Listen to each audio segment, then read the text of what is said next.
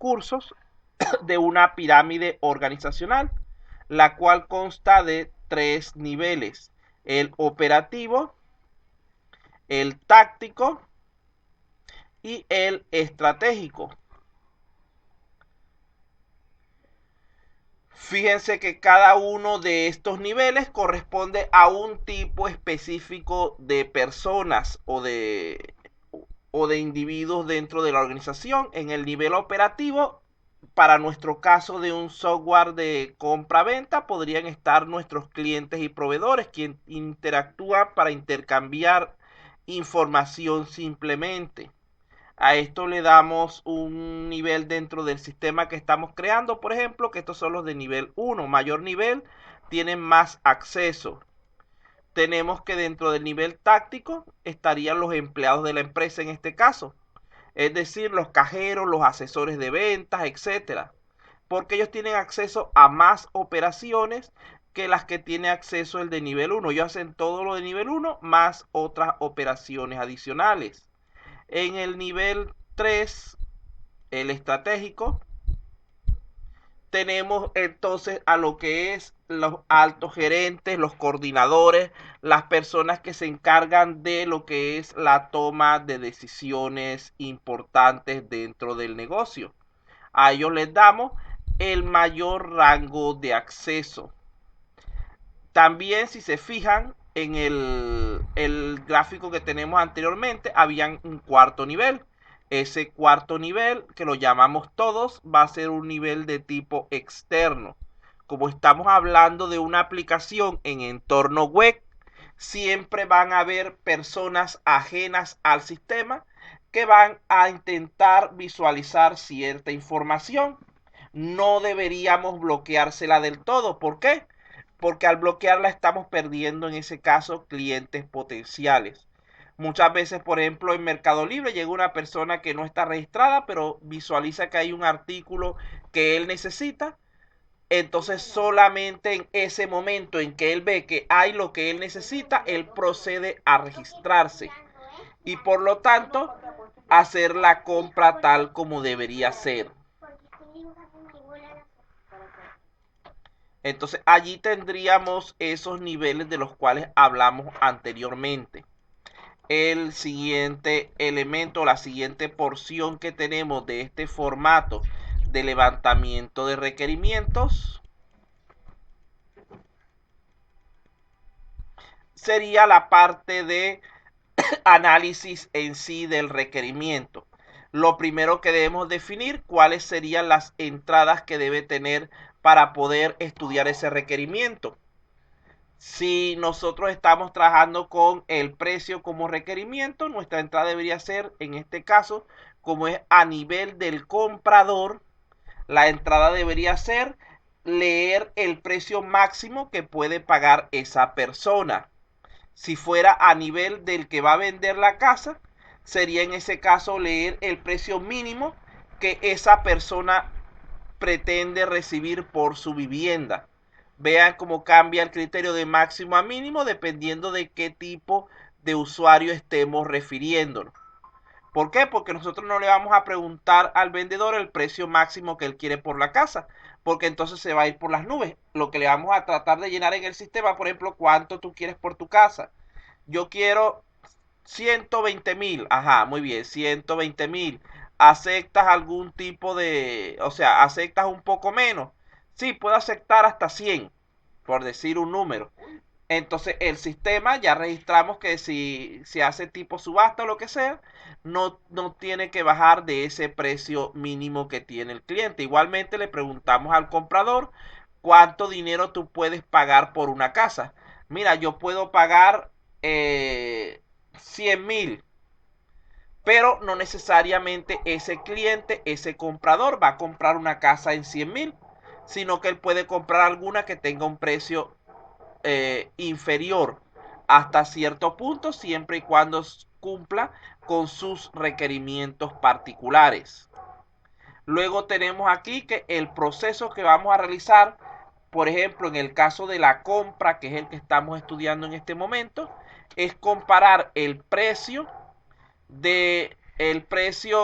máximo este que leímos de nuestro cliente con los valores o precios de los inmuebles disponibles en la base de datos. Luego hacemos la comparación de la siguiente manera.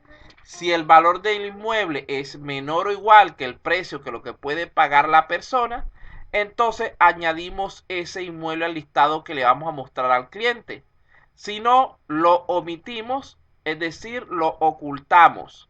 Vean que estoy hablando de un proceso sumamente sencillo. Simplemente no te vamos a enseñar las viviendas que tú realmente no puedas pagar. Y así simplificamos lo que es tu proceso de búsqueda efectivo. ¿Cuál sería la salida en este caso? La salida simplemente sería mostrar el listado de los inmuebles que cumplen con las condiciones solicitadas por el cliente. En este caso, que cumplen con el precio máximo. Podemos añadir aquí una serie de observaciones. Hace un momento yo les nombré una, no me recuerdo cuál era, que les dije que la podía, que como no cabía, no estaba ubicado en aquella parte, lo podían pasar a observaciones.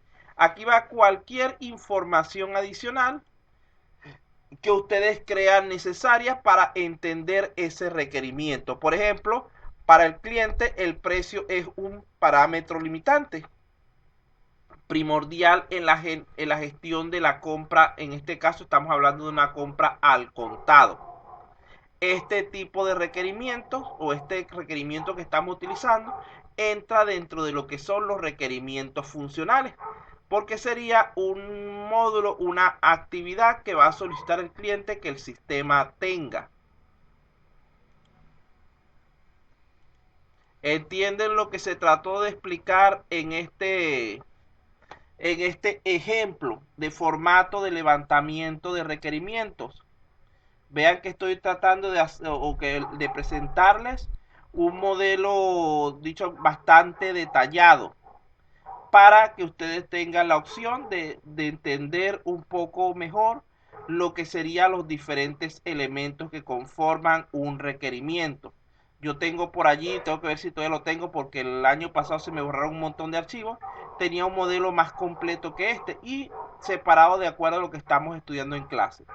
Ya para la próxima ocasión, si lo consigo, se los paso para que lo tengan a mano y lo revisen.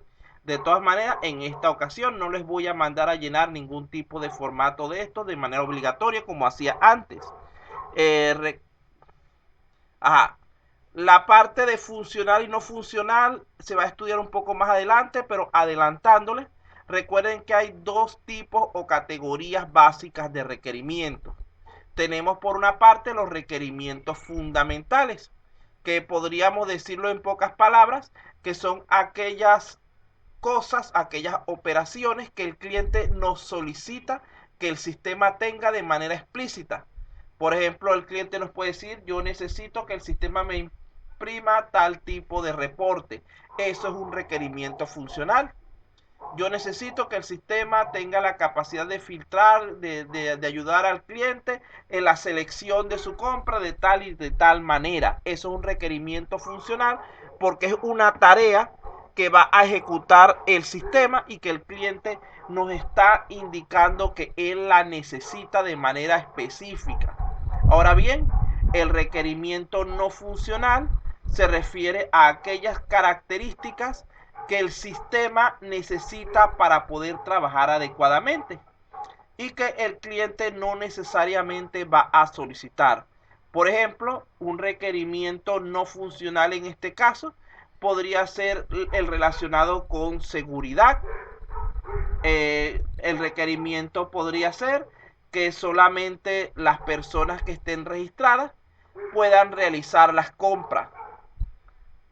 También un requerimiento puede tener que ver con lo que es la plataforma del sistema, que trabaje en ambiente Windows, que utilice una conexión que requiere conexión a internet, etcétera. Esos son requerimientos no funcionales porque no son actividades, tareas directamente que tienen que ver con el fin principal del proyecto, pero que son indispensables para su correcto funcionamiento. ¿Entiende la idea? De todas maneras, ese es un tema que se va a tratar en más detalle, creo que dentro de 2 o 3 clases.